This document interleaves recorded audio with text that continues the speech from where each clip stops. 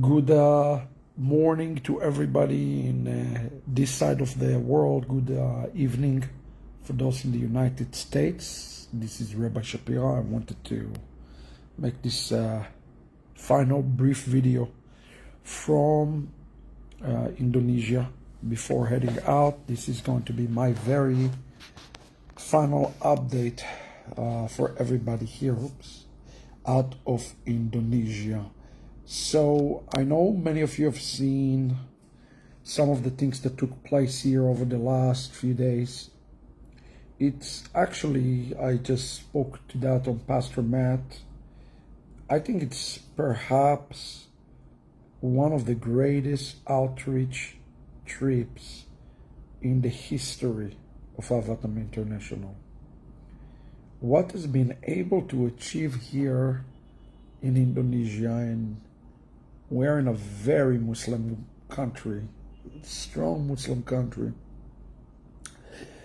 to be able to bring Messianic Judaism to such a strong Muslim country is something that you should not take lightly. None of us should take it lightly. It's something significant.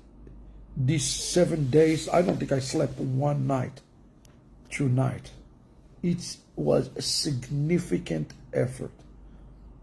Yesterday, before leaving, I was in the synagogue working with the brothers from the different islands that came as far as Papua New Guinea. And they came here with such a hunger and expectation. And they wanted to honor me with the special tribal clothing that they have and to just pour their love upon me. And they said, you don't understand. This is a fulfillment of prophecy. You have brought the Torah to Indonesia, and we are indebted for that forever. And the emotions that they have exhibited to us make me want to really weep.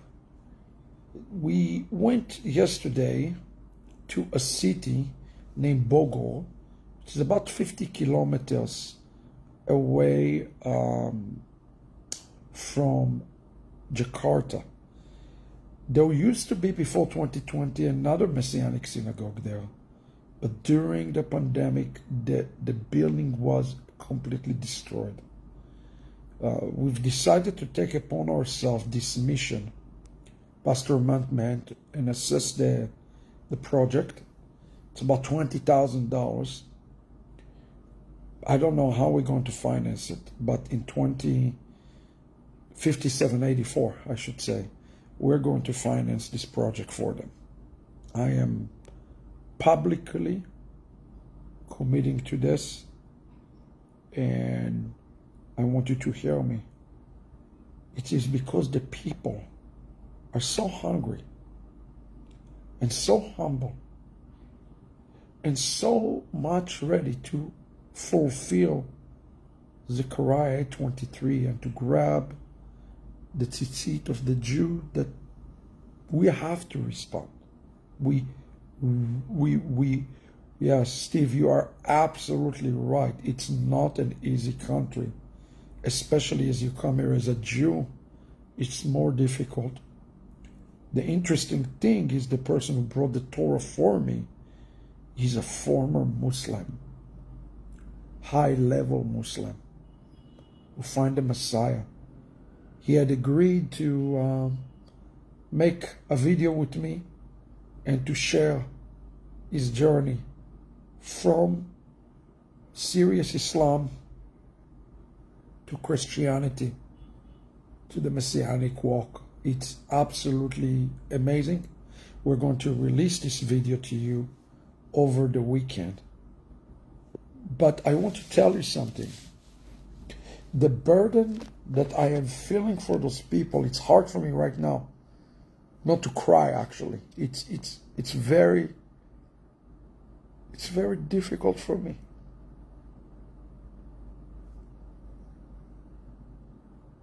The burden to see the struggle of the faith and what they have to give up day in and day out just to have a service is humbling. And in the United States, we complain if the AC is not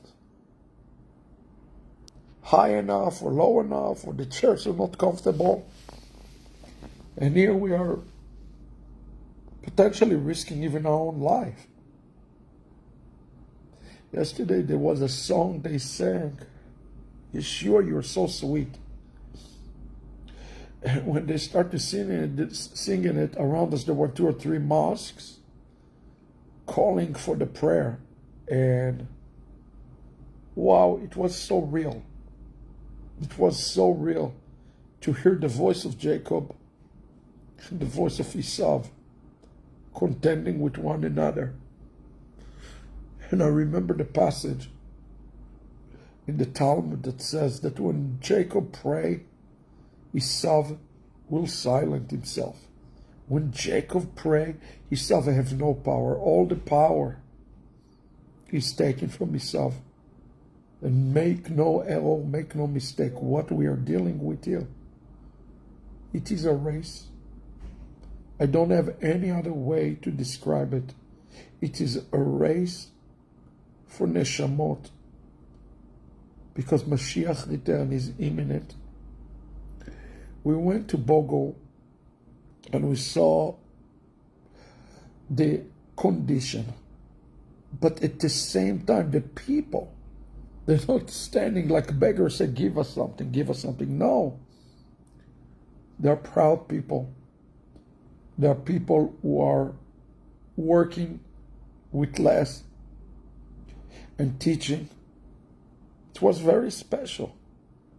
After almost 9 years, to see Andre Widodo, student of mine for 9 years, to become the very first Torah teacher who received a full smicha as a More Torah from Indonesia. And this mitzvah started in small way. It started with one person and then another person. And now, look at this. We had hundreds upon hundreds of people coming from islands that I've never even heard about. How did they hear about the Torah? How did they hear about Yeshua? Why did they come to hold the tzitzit of the Jew? Why this is happening? It is happening, brothers and sisters, because we are in the last days. And we are in those days that we're going to see more and more fulfillment of prophecy. We are trying to work right now, literally now, through the government of Indonesia. And we need to pray for this. We are trying to pass Messianic Judaism as an official faith. There are 5 different faiths that are recognized. Judaism is not one of them. Judaism is rejected. And we're trying to get the government to recognize it. Somehow, I do believe that that is going to open the door for a diplomatic relationship between Israel and Indonesia. It is coming. But what I have seen, my heart, I don't think I cannot take it. I cannot forget it. I will not be able to forget these people. I've been working here since 2015, but something was different about this visit.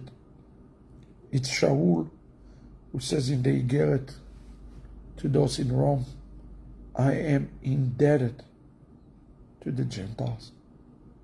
And this is the way I feel. We as Jewish believers, and I should say Messianic believers as a whole, we have to be indebted to one another. If our brother have a debt to pay. I was reading this morning in the book of Leviticus, chapter 25. It says you are to redeem the land. And the way the land is being redeemed is when there is a debt, when you see the debt of your brother and you redeem his debt. Think about it. We are called Messianics. What does that mean? It comes from the Hebrew word Mashiach. What did Mashiach do? Mashiach paid the debt for each and every one of us. Therefore, we are to follow in the footsteps of the Mashiach and to pay the debt of one another. And this is the heart. I do believe that this is the heart of the Messiah for all of us for these last days. To find the places that there is deficit. What is debt? Debt means deficit. Find the places that there are deficits. Anyway, something really, really bad happened this last week. How do I know that what we're doing right now is in the right way? Because all gates of hell opened up against Ahavat Ammi. In another way, I will share it later. It's not the time. Because when you pay the debt of your brother, guess what? When you pay the debt of your brothers, then Satan is getting very angry, and I'll tell you why. Because it is this baseless love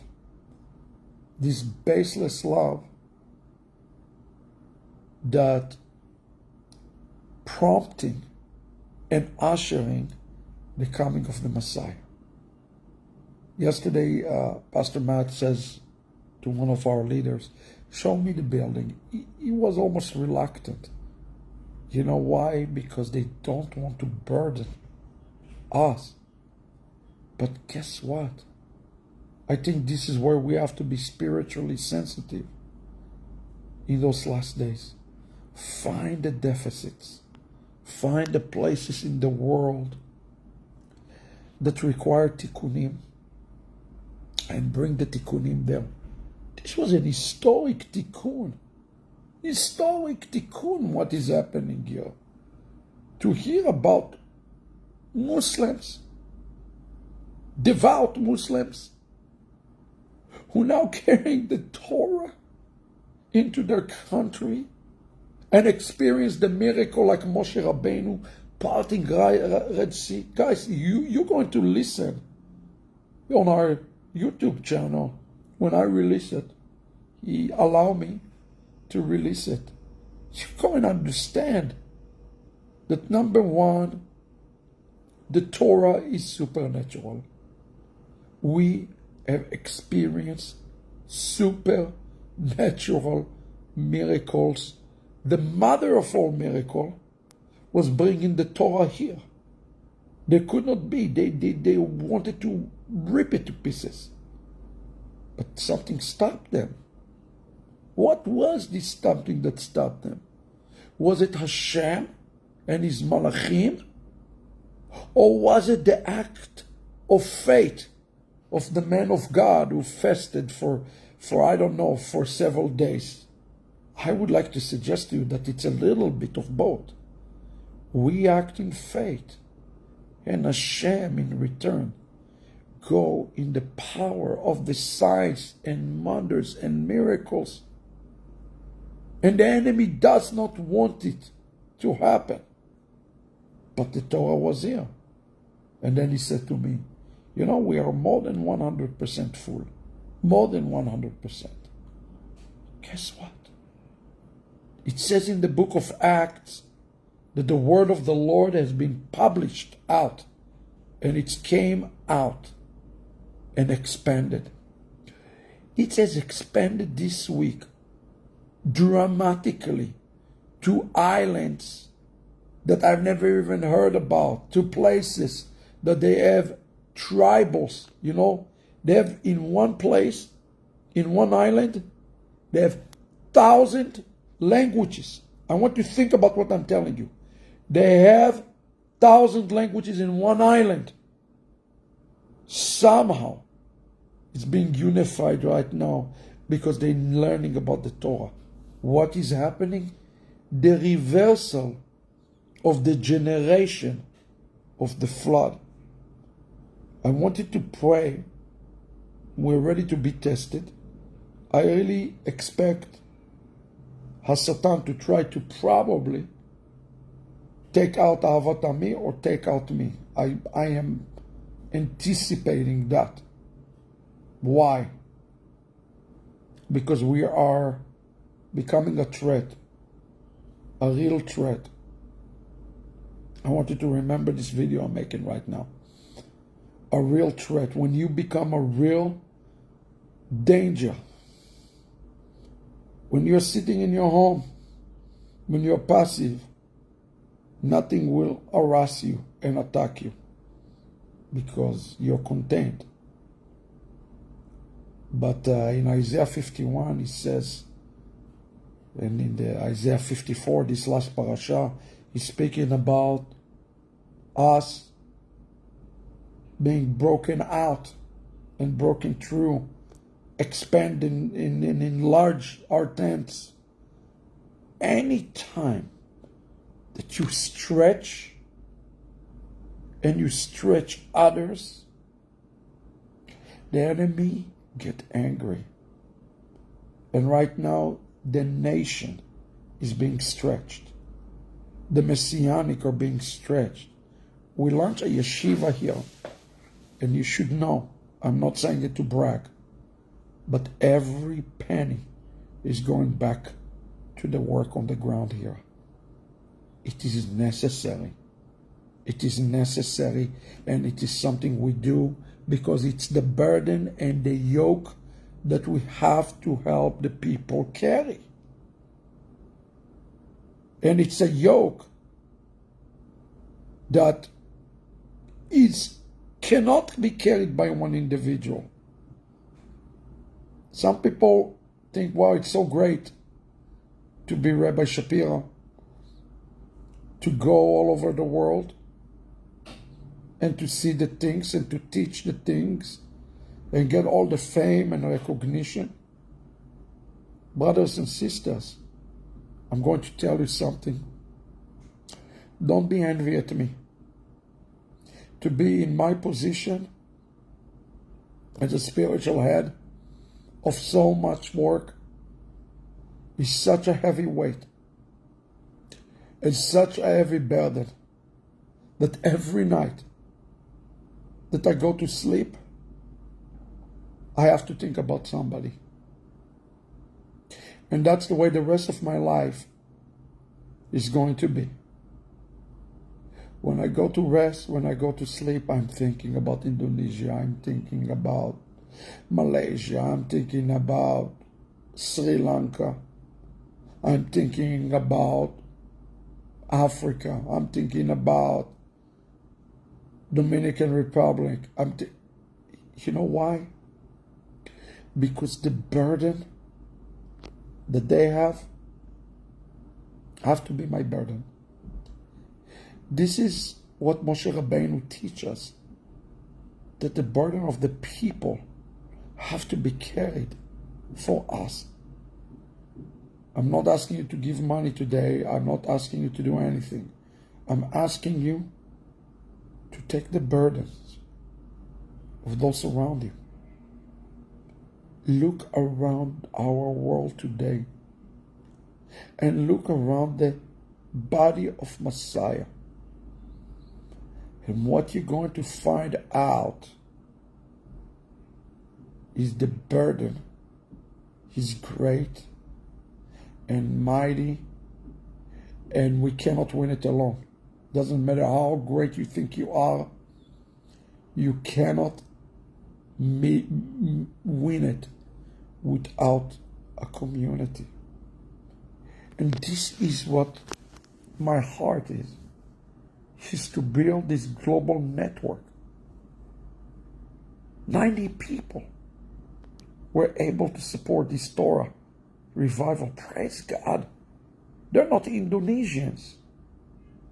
Guess what? They came through and they carried the burden of a group of people who were weeping beyond measure.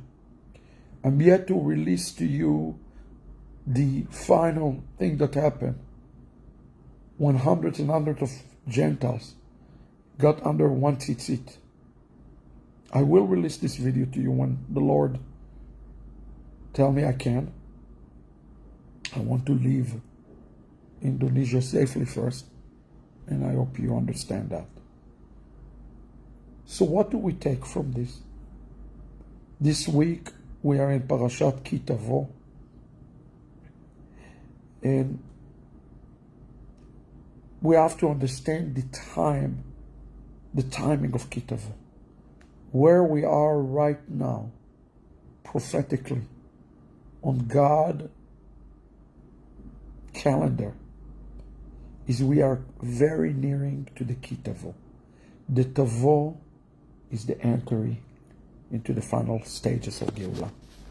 We are very close to those stages, and we are in the Ki Tavo stages right at this moment. So what do you do before you entering in? What do we do during the month of Elul? Well, number one, we are waking up. We are blowing the shofar. We are preparing. The sound of the shofar is more than waking up, though.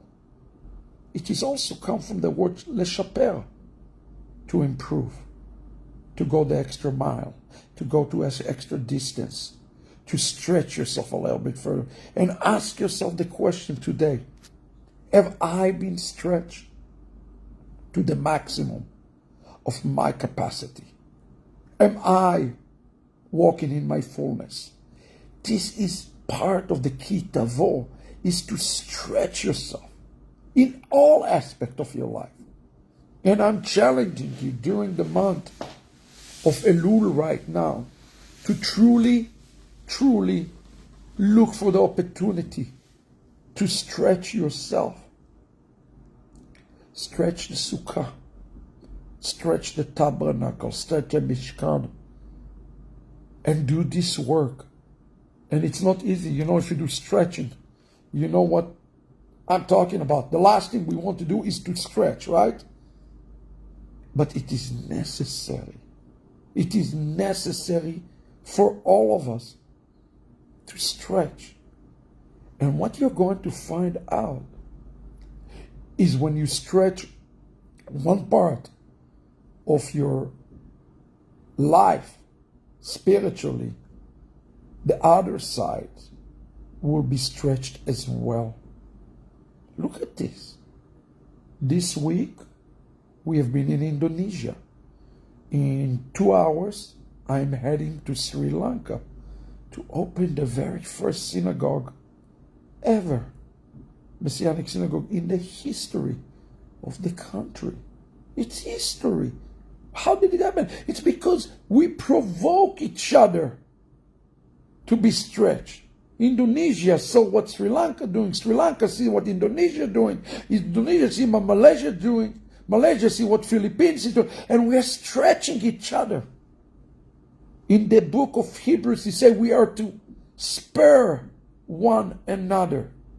What is this concept of sparing one another? It's mean we are to stretch one another.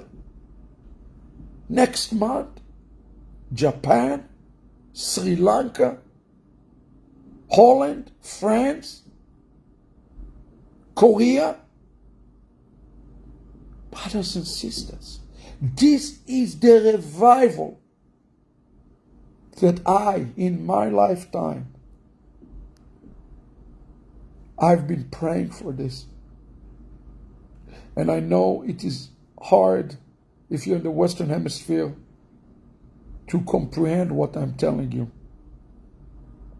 But every day that go by, I start to believe every moment that we have entering into this messianic revival that is going to lead to the Revelation 7 revival, a Revelation 7 revival where every nation, tribe of tongue are standing in Jerusalem to usher King Messiah. I believe that what we're seeing right now in the world is like the appetizer for those days. It's the rehearsal of those days. And it's filled me with excitement and joy, but it's also filled me with awe and responsibility to say, how many people can we load in? How many people can we prepare right now? While there is still time. When you do those things, shalom everybody. When you do those things, you have to understand that you will be tested. And as Satan, may his name be cursed forever, will try to take you out. So what do? How do you overcome the snares of Satan? What is it that you need to be doing? Number one, you must live your life, as it says in 2 Peter, in holiness. Holiness. 100% holy lifestyle. Do not give an inch. Not even an inch. If you are living your life in holiness, you will be protected. Number two, godliness. Godliness in relationship. Seek godly relationship. Elul is a month of number one, of holiness, and number two, godly relationship. Restore godly relationship and break off ungodly relationship. If you're involved in any relationship that is ungodly, this is the month to fix it. Cut them off and run away. Like Yosef, cut it off and run away. And number three, repair, tikkun. Make the proper tikkunim in these days. And the way you make the tikkunim is by stretch. The word for you this morning is this word, the stretching. And notice what it says. It hit me yesterday in the scripture. I was sitting with Pastor Matt. We were studying. I did a teaching about the yated, the stake, the nail. And it says that the only way in Isaiah 54, in the parasha, this week in the Haftarah, it says that the way that the tent is being extended is through the peg. Who is the peg? The Hebrew word peg is the yated, which is one of the names of the Messiah. The only way you can be stretched, the only way that the stretching, which will lead to the fullness, can take place, is by the Messiah and through Messiah Yeshua. Mashiach is not the end goal, is rather the tool that enable you to enter into your fullness. This is the correct way to seek Mashiach and think about Mashiach. Mashiach not going to fix your life. You're going to fix your life. But you need a tool that will help you to do it. And this tool is Messiah, Yeshua. Come to Yeshua. Come to Messiah. Come to the tool. You cannot fix it on your own without help from the heavens. That's why David says, Ezri mi'im Hashem, oseh shamayim v'aretz. And I need some help from above. God, give me some help today. Cry to God, said, I need help. Be humble. You cannot fix it on your own. But God can give you the tool, and the tool will fix it. And this tool work on the individual, and it's work on the corporate, and it's work on the nations, and it's work globally. And this tool name is Yeshua. How do you know if you have the right Yeshua? The answer is simple. If you're able to fix the things that you cannot fix on your own, but through Him, by His Ruach, by His Spirit, to lift you up from what we call in Judaism the Nefesh Be'ema, from your animalistic neshama to a higher level. If I can just overcome the one thing, it is as for the God eyes, it is you won the lottery, because you're able to lift yourself from the abyss. And that's why the Chazal says that if one does a mitzvah and needs a tzaddik, it's counting this much. But if a wicked can go up just this much, it's counting as this much, because the wicked need a greater force to raise himself up. And we stand today, and we sing every day with Chazan Gordon, Avinu Malkeinu, En Banu La'asim, Asei Manu Tzedakah V'Chesed. Tzedakah V'Chesed for what? Tzedakah V'Chesed, Chaverim. To be able to raise ourselves just from here, just a little bit higher. And next year a little bit higher. And next year a little bit higher, and a little bit higher. And continue the steady aliyah. But do not descend. Do not go down. I told my beloved student yesterday, to Abraham and to Binyamin, do not descend. Do not descend, no matter what you do. You cannot go on a status quo. You either go higher or you go lower. There is no status quo. So today I challenge you, brothers and sisters, even if you make one step, as it says in Talmud, a man who sanctifies himself in one step on earth, the heavens sanctify him with 2 steps. When you make one step, when Rivka make one step out of the house of Betuel, Yitzchak make 5 steps toward her. And meet her not halfway. He meet her 99% of the way. Elul is the time to remind us that God wants to meet us. And now He's meeting the nation of Indonesia. I believe that because a remnant is coming out. And He wants to do the same in America. He wants to do the same in Asia and Asia Pacific and in South America and the Central America. But we are the one who have to say Ki Tavo. He does not need to do the Ki Tavo. We are the one who have to come out. I pray for you today. This is my prayer for everybody today. We have only a few weeks, 2 weeks left with Slichot before Rosh Hashanah. Look at your life.